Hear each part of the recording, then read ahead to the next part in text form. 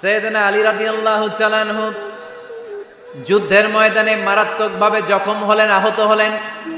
পায়ের ভেতরে জিহাদের ময়দানে তীর ঢুকে গেল, তীর কেউ টেনে বের করতে পারে না। এতটাই জখম হয়েছে, তীর ধরে টান মারলে তিনি চিৎকার মারে। বিশ্বনবী দেখলেন অবস্থা বেগতিক। আল্লাহর হাবিব বললেন, তীর ধরে টানাটানি দরকার নাই, যেহেতু টান মারলে ব্যথা পায়, ছেড়ে দাও, আজান দাও। বেলাল, তুমি আজান দাও, একামত দাও। এক সাহাবীরে বললেন, আমি যখন নামাজে দাঁড়াবো, আলী যখন নামাজে দাঁড়াবে, নামাজরত অবস্থায় তুমি তোমার নিজের দায়িত্বে আলীর পায়ের ভেতর থেকে তীরটা টেনে বের করে ফেলবা।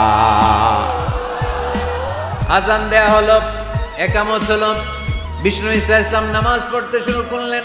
সাইয়েদনা আলী রাদিয়াল্লাহু তাআলা আনহু নামাজে দাঁড়ালেন।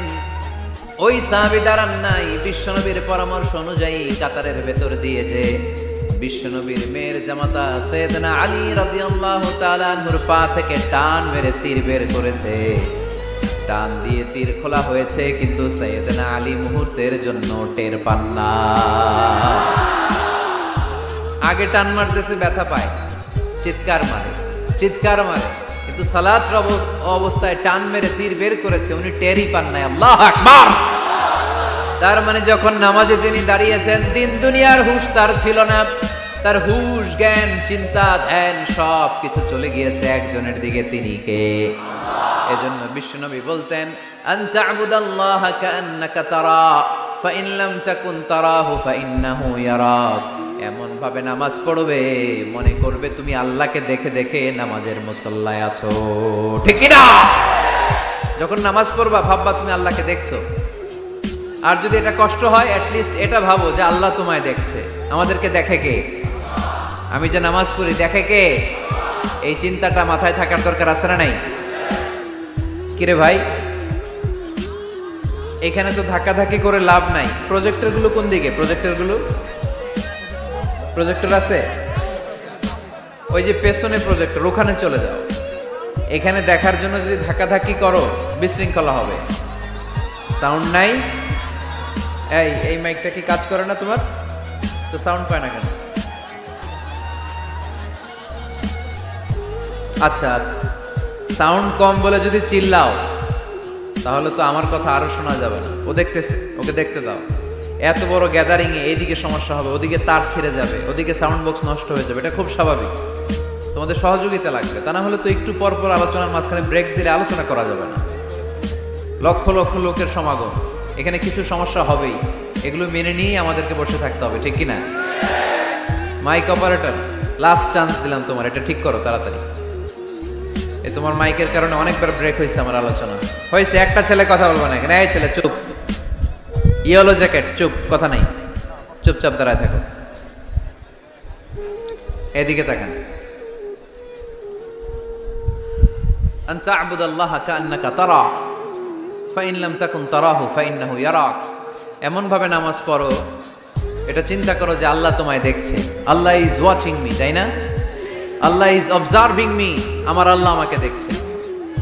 এই চিন্তা করে যদি নামাজ পড়েন, খুশু খুদু বাড়ায় দিবে কে? এক সাহাবী নামাজও পড়তেছে, দাড়িও টানতেছে, এরকম নামাজও পড়ে দাড়িও টানে, এরকম আল্লাহর ওলি আছে না নাই? নারায়ণগঞ্জে নাই? হ্যাঁ আছে। নামাজ পড়া অবস্থায় বারবার চুলকানো যাবে, দাড়ি টানা যাবে, শুধু মোবাইলে SMS লেখা যাবে? যাবে না, এগুলো করবেন না। নজরটা থাকবে সেজদার দিকে। কোন দিকে? সবাই বলেন, মনে থাকবে এটা। এগুলো message, very sensitive and important message. এগুলো নিয়ে যান বাড়িতে। সালাতে মন বসে না, কারণ নজর ছোটাছুটি করে এইদিকে এইদিকে এইদিকে। নামাজে দাঁড়াইছে, জানলা খোলা, জানলার দিকে তাকায় আছে। আল্লাহর ওলি আছে না নাই? নামাজে দাঁড়াইছে, ঘড়ির দিকে তাকায় আছে, ঘড়ির কাঁটা ঘুরে, হের মাথাও ঘুরে, আছে না নাই? না, এদিক সেদিক তাকাবেন না, সেজদার দিকে তাকাবেন। কোন দিকে? আল্লাহ 3টা চান্স দেয়। কয়টা? একবার যখন এদিকে তাকান, আল্লাহ বলে আকবিল, ফিরে আয়, ফিরে আয়, সেজদার দিকে তাকা। আবার যখন তাকান, আল্লাহ বলে আকবিল, ফিরে আয়, সেজদার দিকে তাকা। আবার যখন ঘড়ির দিকে তাকান নামাজে, আল্লাহ বলে ফিরে আয়, সেজদার দিকে তাকা। 3বারের পরও যখন আবার অন্যদিকে নজর করেন, আল্লাহ বলে লা হাজাতা লি ইলা সলাতিক, তোর এই নামাজের দরকার আমার নাই। নাউজুবিল্লাহ পড়বেন না? যে আল্লাহরে খুশি করার জন্য এত সময় ব্যয় করে, এই কষ্ট করে শীতের রাতে ওযু করে নামাজে দাঁড়ালাম, ওই আল্লাহ যদি বলে এই নামাজের দরকার নাই। এখানে কি হয়েছে ভাই? দেখতেছেন যে জায়গা হচ্ছে না, তো ওইখানে ধাক্কাধাক্কি করবেন কেন? আপনি পিছনে চলে যান, অ্যাবাউট টার্ন, পেছনে যান, যে প্রজেক্টরে দেখেন, যান। যেখানে জায়গা হবে না ওখানে ধাক্কা দিবেন কেন আপনি? এই জনস্রোতের ধাক্কায় অনেকে আহত হয়, এটা করবেন না প্লিজ, এটা করবেন না। আর অল্প অল্প কিছু সময় আমরা কথা বলবো, বারবার ব্রেক করলে তো হবে না, এটা বুঝতে চায় না অনেকে। প্লিজ এরকম করবেন না। একজন আলোচক যখন কথা বলে, তার আলোচনার একটা ফ্লো থাকে, ওই ফ্লোতে সে এগোয়, তার শ্রোতাকে সে কি বলবে একটার পর একটা কথা তাকে প্রেজেন্ট করতে হয়। একটু পরে যদি দেখে হুজুর মাইক নাই, ওদিকে কয় আওয়াজ নাই, আরেকজন কয় আমি নাই, কিছুক্ষণ পরে দেখা যাবে আমিও নাই, আমিও চলে যাব। তো এগুলো করো না, আর অল্প কয়েক মিনিট। তো নামাজে নজরটা থাকবে কোন দিকে? অনেকে এগুলো করে, অনেক মুরব্বী বাবারাও করে, আমি দেখেছি। মুরব্বীরা অনেক সময় নামাজ পড়ে ঘরে কেউ ঢুকলে এমনি তাকায়, আছে না নাই? মুরব্বী বাজানকে বুঝাই দিবেন যে নিয়ম হচ্ছে সেজদার দিকে তাকানো। কোন দিকে তাকানো? খেয়াল থাকবে তো। সাহাবারা যখন নামাজে দাঁড়াতেন, সফরে যখন মরুভূমিতে সালাত আদায় করতে দাঁড়াতেন, মরুভূমির পাখিগুলো সাহাবাদের মাথায় এসে বসে যেত। কারণ পাখি মনে করতো এগুলো খেজুর গাছ। কি গাছ? নড়ে না, চড়ে না, ঠায় দাঁড়িয়ে আছে। পারা যাবে না এরকম নামাজ পড়তে? ইনশাআল্লাহ পড়েন। আল্লাযীনা হুম ফি সালাতিহিম খাশিউন, মুমিনদের প্রথম গুণ, তারা যখন নামাজে দাঁড়ায় ভীত সন্তুষ্ট হয়ে খুশু খুদুর সাথে, একাগ্রতার সাথে নামাজ পড়ে। With full of solemnity and submission, ডানে বায়ে তাকায় না। তারা সব সময় টেনশনে থাকে, আল্লাহ আমার নামাজ কবুল করলো তো? আর তারা ভাবে হতে পারে এটাই আমার জীবনের শেষ নামাজ। It could be my final salah.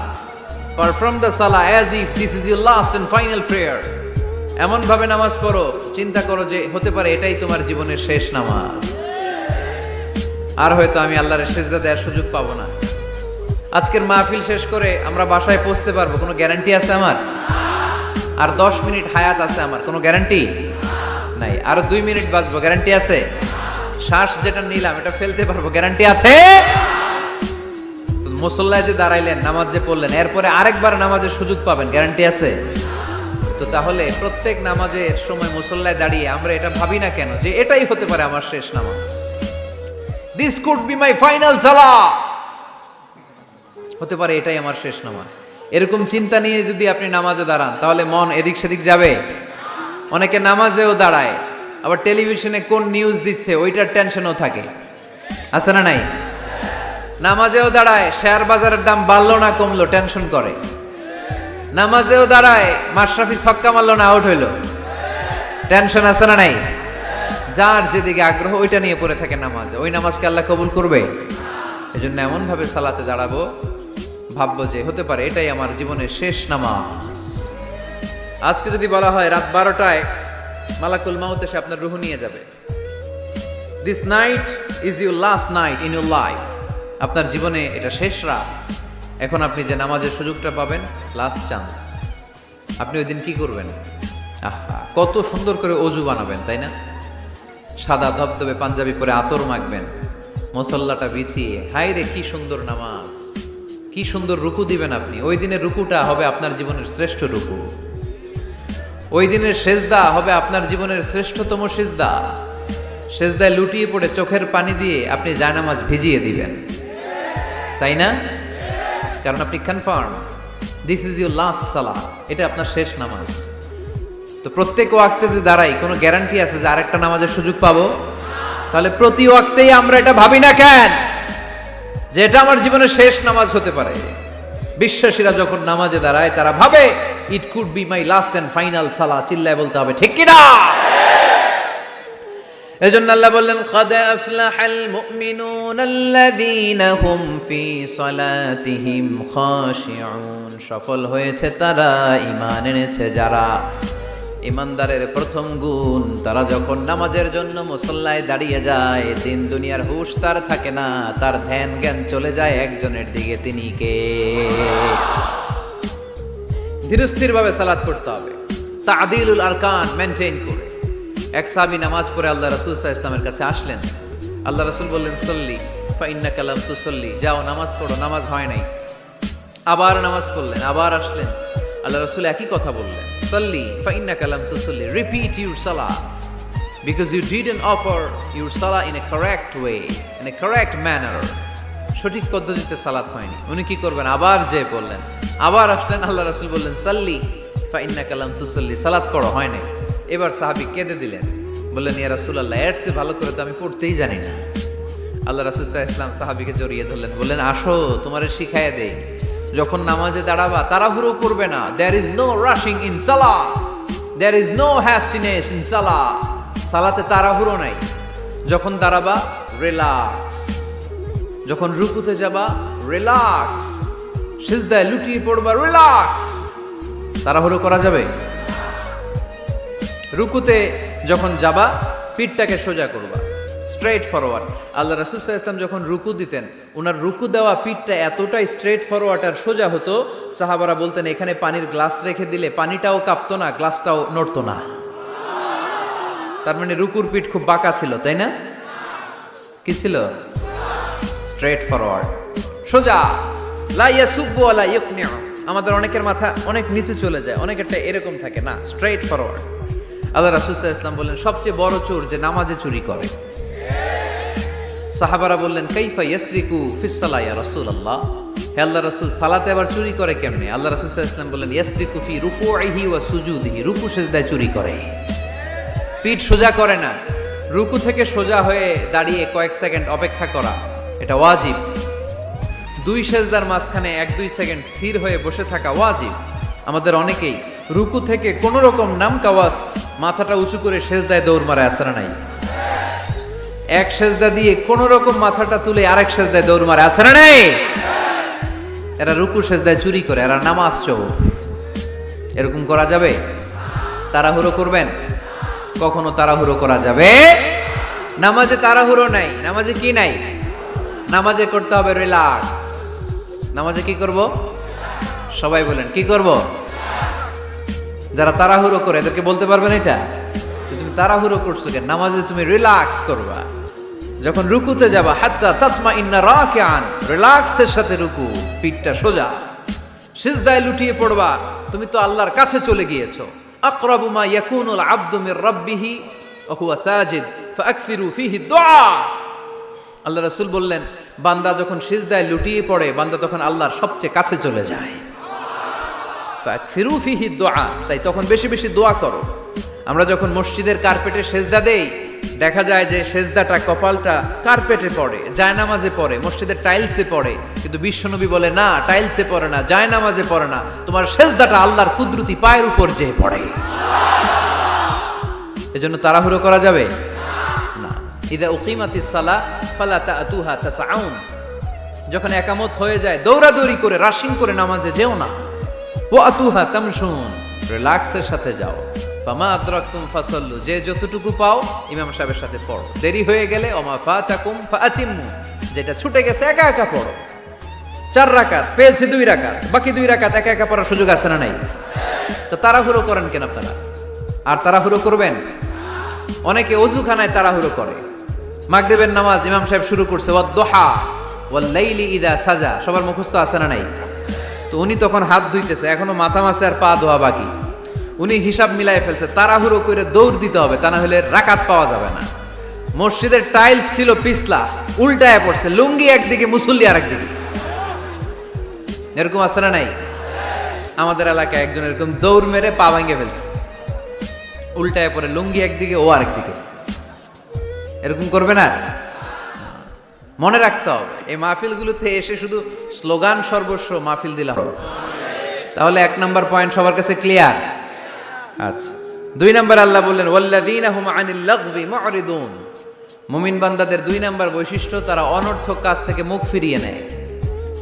তাই না? এখানে অনর্থক কাজ গেলে আমার সওয়াব নেই, আরো গুনাহ হবে, যাবো আমি? এখানে এমন কাজ গেলে আমার আমল নষ্ট হবে, যাব আমি? ওয়াল্লাযীনা হুম আনিল লাগবি মুরিদুন। মুমিন বান্দার 2 নাম্বার গুণ, মুমিন বান্দা কখনো কোনো অনর্থক কাজের দিকে যায় না। যেই জায়গায় গেলে সওয়াব হয়, মানবতার কল্যাণ হয়, সব সময় মুমিনকে ওই জায়গায় পাওয়া যায়। ওয়াল্লাযীনা হুম আনিল লাগবি মুরিদুন। অনর্থক কাজ করব না আমরা, যেটাই করব এটা যেন অর্থবোধক হয়, এটা যেন আমার কাজে লাগে, 10-এর কাজে লাগে, এরকম কাজ করার দরকার আছে না নাই? মিন হুসনি ইসলামিল মারই তারকুহু মা লা ইয়ানি। আল্লাহ রাসূল সাল্লাল্লাহু আলাইহি ওয়াসাল্লাম বললেন, ব্যক্তির ইসলামের সৌন্দর্যের মধ্য থেকে একটা বড় সৌন্দর্য হচ্ছে ব্যক্তি অনর্থক কোনো কাজ করবে না। কারণ মুমিন খুব ভালো করে জানে, যাই করে ভিডিও ক্যামেরা দিয়ে ক্যামেরা করে কে? আপনারা কি মনে করছেন যে আজকের যে মিডিয়ার ভাইরা আসছে ওদের কাছেই ক্যামেরা? ফেরেশতাদের কাছে ক্যামেরা নাই? আছে না নাই? এজন্য আল্লাহ সূরা ইয়াসিনে বললেন, ওয়া কুল্লা শাইইন আহসাইনাহু ফি ইমামিন মুবিন। দুনিয়াতে তোমরা যা করো, যেখানে যাও, যে কাজের সাথেই সম্পৃক্ত হও না, তোমাদের সব কাজগুলোকে ইমামুম মুবিন নামক ভিডিও ক্যামকর্ডার দিয়ে ধারণ করে কে? আবার মুমিন জানে, মা ইয়ালফিযু মিন কাউলিন ইল্লা লাদাইহি রাকীবুন আতীদ। মুমিন জানে মুখ দিয়ে আমি যা বলি, যে বাক্যই উচ্চারণ করি, যে শব্দ উচ্চারণ করি, ফেসবুকের কমেন্টস বক্সে যেই কমেন্টস আমি টাইপ করি, এই সবগুলো দেখে কে? রাকীবুন আতীদ নামে 2 জন ফেরেশতা আছে, সব কিছু নোট করে নেয়, ঠিক কিনা? মুখে যা বলবো এটাও অর্থবহ হইতে হবে, যা লিখবো তাও অর্থবোধক হইতে হবে, ঠিক কিনা? এখন তো বলার চেয়ে আমরা টাইপ করি বেশি। ফেসবুকে কমেন্টস অপশন আছে না নাই? আহা, ইচ্ছা মতো কমেন্টস করে, কমেন্টসের ফুলঝুরি, গালি গালা সব মাগনা, আছে না নাই? নারায়ণগঞ্জের ছেলেরা অবশ্য এগুলো করে না, এখানকার ছেলেরা ভালো, অনেক দেখেই বোঝা যাচ্ছে খুব শান্তশিষ্ট। কমেন্টেও আমি কি লিখলাম এ ব্যাপারেও হিসাব চাইবে কে? কান দিয়ে আমি কি শুনি হিসাব চাইবে কে? চোখ দিয়ে কি দেখি হিসাব চাইবে কে? এজন্য যা মন চায় চোখ দিয়ে দেখা যাবে, যা মনে চায় মুমিন কান দিয়ে শুনতে পারে। যেন কানে শুনি সদা তোমার কালাম, এ খোদা চোখে যেন দেখি শুধু কোরআনের আয়াত, শোনো আমার মুনাজাত। পড়েন, শোনো শোনো ইয়া ইলাহি আমার মুনাজাত, শোনো আমার মুনাজাত। পড়ি আমিন। এজন্য মুমিন বান্দার 2 নাম্বার গুণ, ওয়াল্লাযীনা হুম আনিল লাগবি মুরিদুন। অনর্থক কাজে আমরা যাব না। যাব? তোমরা যুবকরা মিলে অনেক কিছু করতে পারো, ব্লাড ক্যাম্পেইন করতে পারো, রক্ত দেওয়ার মাধ্যমে জীবন বাঁচানো যায়, ঠিক কিনা? তোমরা যুবক ছেলেরা মিলে বৃক্ষ রোপণ কর্মসূচি করতে পারো, তোমরা যুবক ছেলেরা মিলে পরিচ্ছন্নতা অভিযান চালাতে পারো এলাকায়। তোমরা চাইলে সবাই মিলে দাঁড়িয়ে সমাজ থেকে ইফটিজিংকে তাড়াতে পারো। তোমরা চাইলে সমাজ থেকে যৌতুকের মতো মরণ ব্যাধিকে ঝাড়ু পেটা করে বিদায় করতে পারো। তোমরা চাইলে আগামীর বাংলাদেশকে সোজা পথে উঠিয়ে দিতে পারো। ওয়াল্লাযীনা হুম আনিল লাগবি মুরিদুন। মুমিনরা আজে বাজে কাজে যায় না, যে কাজে গেলে নিজের কল্যাণ, দেশের কল্যাণ, দশের কল্যাণ, মুমিন ওই কাজ করে, ঠিক কিনা? তাহলে অনর্থক কোনো কাজে আমরা যাব যেটাতে সওয়াব নাই, যেটাতে গুনাহ হয়, যেটাতে সবার অকল্যাণ, ওইটাতে আমরা যাব? 2 নাম্বার গুণ, ওয়াল্লাযীনা হুম আনিল লাগবি মুরিদুন। অনর্থক কাজ দেখলি মুখ ফিরায় নিতে হবে, সালাম দিয়ে আমরা কেটে পড়বো। আর ভালো কাজে আমি সবার আগে, ভালো কাজে আমি। যুগ জামানা পাল্টে দিতে চাই না অনেকজন, এক মানুষই আনতে পারে জাতির জাগরণ। এক মানুষই বিপদকালে বাঁচায় কাফেলায়, ক্ষুদ্র ডিঙ্গি বাঁচায় জাহাজ অসীম দরিয়ায়। সমাজ পরিবর্তনের জন্য এতজন দরকার নাই, একটা ওমর হইলে বাংলাদেশ সোজা হয়ে যাবে, ঠিক কিনা? একজন ইমাম মাহাদি হলে গোটা বাংলাদেশে ঠিক করে দিবে কে? ওই উমরের মতো যেন আমরা হতে পারি, আমরা যেন পরিবর্তনের নায়ক হতে পারি। আল্লাহ তুমি তৌফিক দাও, আর জোরে আমিন। ওয়াল্লাযীনা হুম আনিল লাগবি মুরিদুন। অনর্থক আজে বাজে কাজে আমরা যাব, ভালো কাজ যেখানে আমরা যাব। তাহলে প্রথম গুণ কি ছিল? সালাতে খুশু খুদু, আল্লাহর ভয়, আল্লাহর চিন্তা নিয়ে সালাত পড়ে। 2 নম্বরে অনর্থক কাজে মুমিনরা যাবে। 3 নম্বরে আল্লাহ বললেন ওয়াল্লাযীনা হুম লিয-যাকাতি ফাঈলুন, আমার মুমিন বান্দাদেরকে আমি ধন সম্পদ দিয়ে যদি ধনী বানিয়ে দেই, ওই সম্পদ থেকে গরিবদের জন্য তারা দান করে। দে যাকাত তোরা দে রে যাকাত, তোর দিল খুলবে পরে আগে খুলু খা।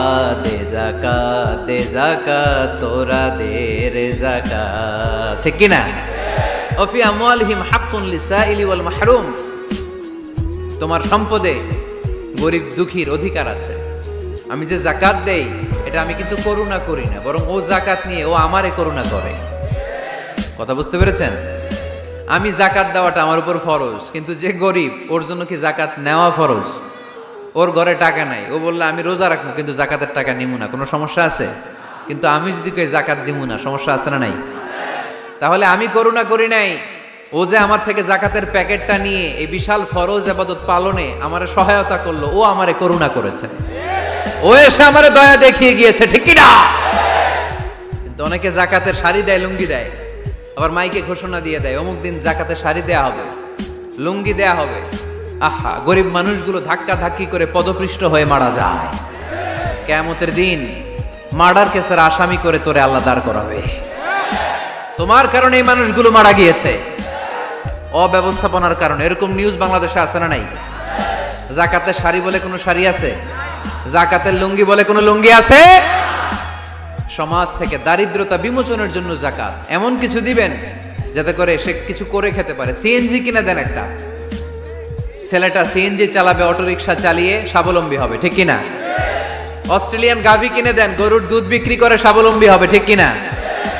ঝালমুড়ির একটা দোকান বানায় দেন, চায়ের একটা দোকান বানায় দেন, চা বিক্রি করবে, ফুচকা বিক্রি করে, ও চলবে, ফ্যামিলিও চলবে।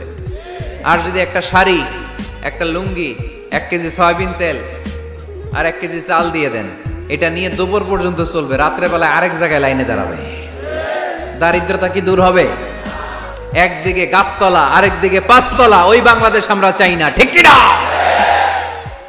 অর্থের সুষম বন্টনের জন্য যাকাতকে ফরজ করেছে কে?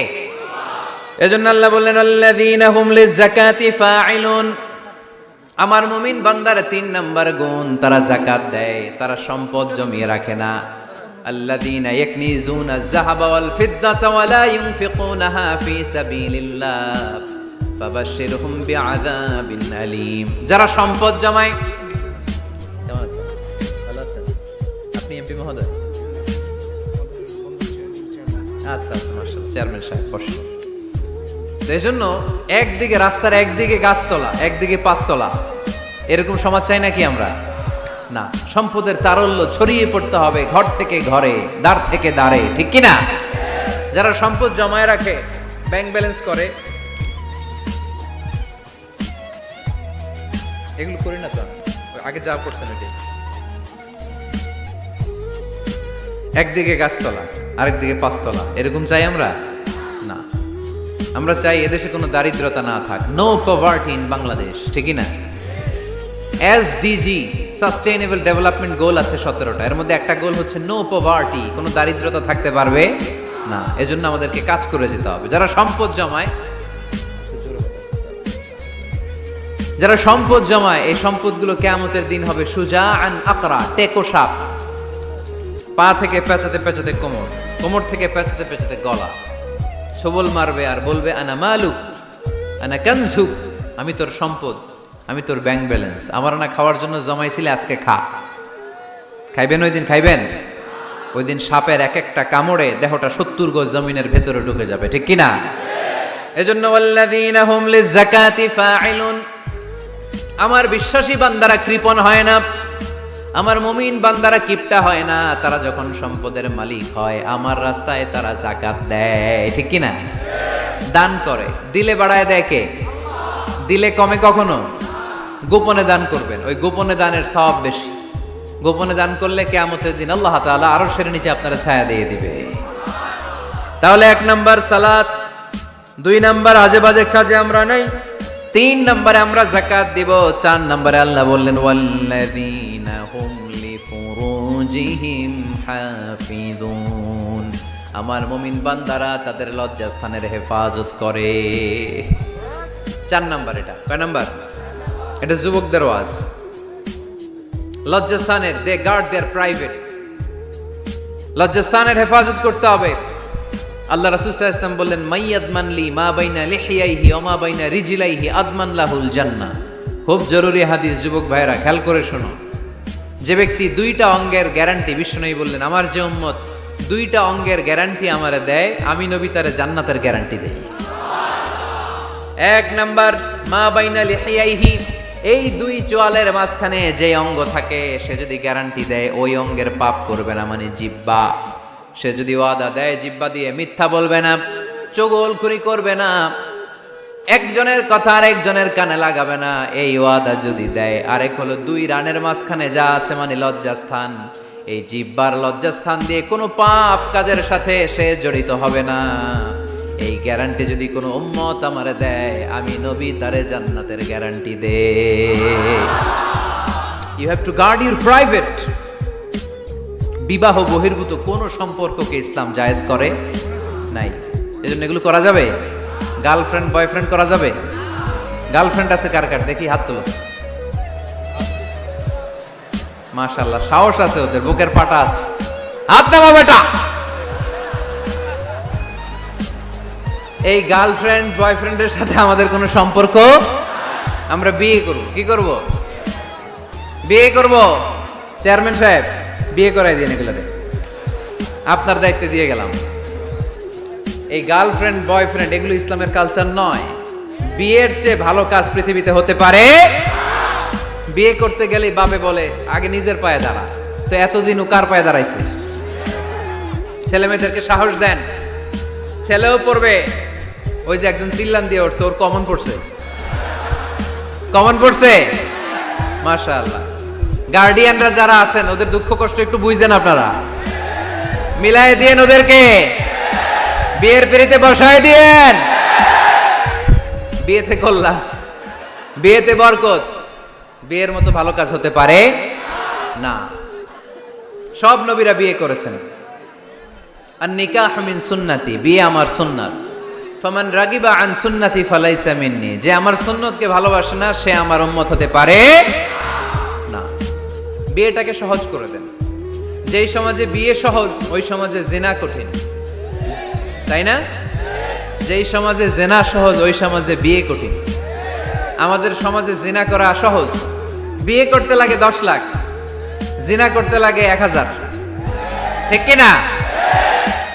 10 লাখ টাকা ছাড়া বিয়ে করা যায় না। এটা লাগবে ওইটা লাগবে, এই দাও ওই দাও, মোহর দাও, বিশাল অঙ্কের মোহর। 10 লক্ষ টাকা ধার্য না করলে মেয়ে দিবে না, এরকম আছে না নাই? না, এগুলো আসলে ইসলামিক কালচার না। ছেলের বাবা মেয়ের বাবা উভয়কে আমি বলি বিয়েটা সহজ করে দেন, সহজ করে দেন। ছেলে পড়াশোনা করুক, সমস্যা নাই, মেয়েও পড়ুক, কিন্তু তারা পবিত্রভাবে তাদের সম্পর্ককে মেনটেন করুক, ঠিক কিনা? তাদের এই যৌবনের তাড়নায় যে পাপের সাথে জড়াবে তার পার্সেন্টেজ গুণা বাবা হিসেবে আপনার কাঁধেও আছে না নাই? এজন্য বাবারা সাবধান, মায়েরা সাবধান, বিয়েটাকে সহজ করেন। এই এলাকার যুব সংঘ যারা আছো, তোমরা একটা ক্যাম্পেইন করবা এই মাহফিলের পরে, টাইমলি ম্যারেজ ক্যাম্পেইন।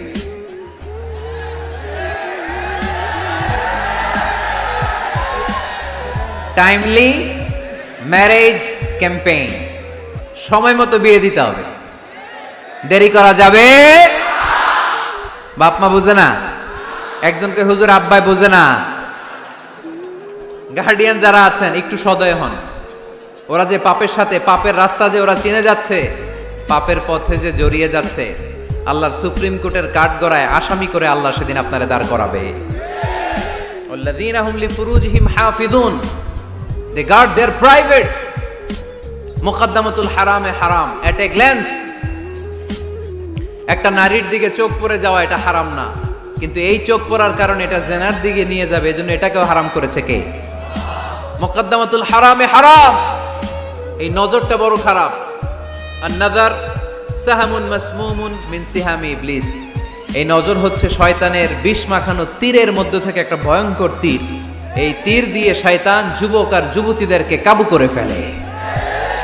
আমরা শয়তানের হাতে ধরা দিতে চাই না, আমরা বিয়ের মতো পবিত্র বন্ধনে আবদ্ধ হতে চাই, ঠিক কিনা? এটা জান্নাতি সম্পর্ক। আমাদের আদি পিতা আদি মাতা তাদের প্রথম বিয়ে হয়েছে জান্নাতে, এজন্য আমরা বিয়ে করতে চাই। আমরা পরকীয়ায় জড়াতে চাই না, আমরা গার্লফ্রেন্ড বানাতে চাই না, আমরা অবৈধ সম্পর্কে জড়াতে চাই না, আমরা বিশ্ব ভালোবাসা পালন করতে চাই না। এগুলো হারাম। হারাম আছে যেখানে আমরা যাব না, হালাল আছে যেখানে আমরা যাব। আল্লাহ তুমি কবুল করো। ওয়াল্লাযীনা হুম লিফুরুজিহিম হাফিজুন। কয়টা গেল?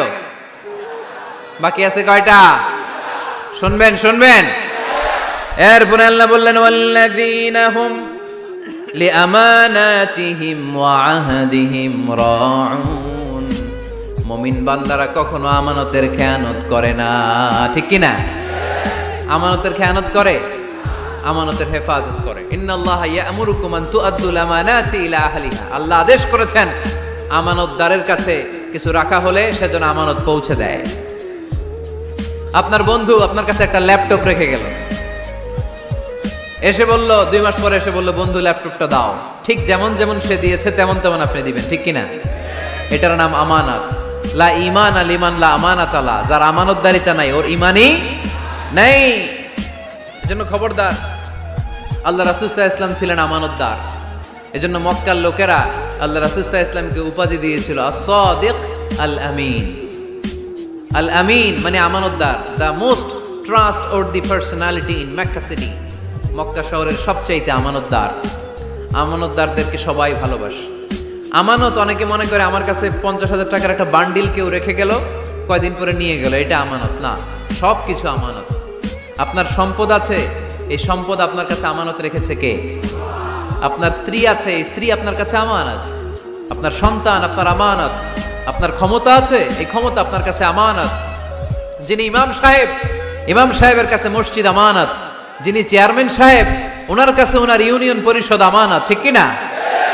যিনি প্রধানমন্ত্রী, ওনার হাতে 56,000 বর্গ মাইলটা আমানত। এটা অনেক বড় বিষয়। যার যা দায়িত্ব ওইটা আমার কাছে আমানত। আমার কাছে এই তাফসীরের মঞ্চটা আল্লাহর দেয়া আমানত। যে হাফেজে কোরআন, তার সিনার ভিতরে আল্লাহর কোরআনটা আমানত। ওয়াল্লাযীনা হুম লিআমানাতিহিম ওয়া আহদিহিম রাউন। যাকে আল্লাহ যেই নিয়ামত দিয়েছে সবটাই আমানত। মুমিন এই আমানতের খেয়ানত করে। আমানতের খেয়ানত করে যারা মুনাফিক, তাদের বৈশিষ্ট্য হচ্ছে ইযা আতুমিনা খানা।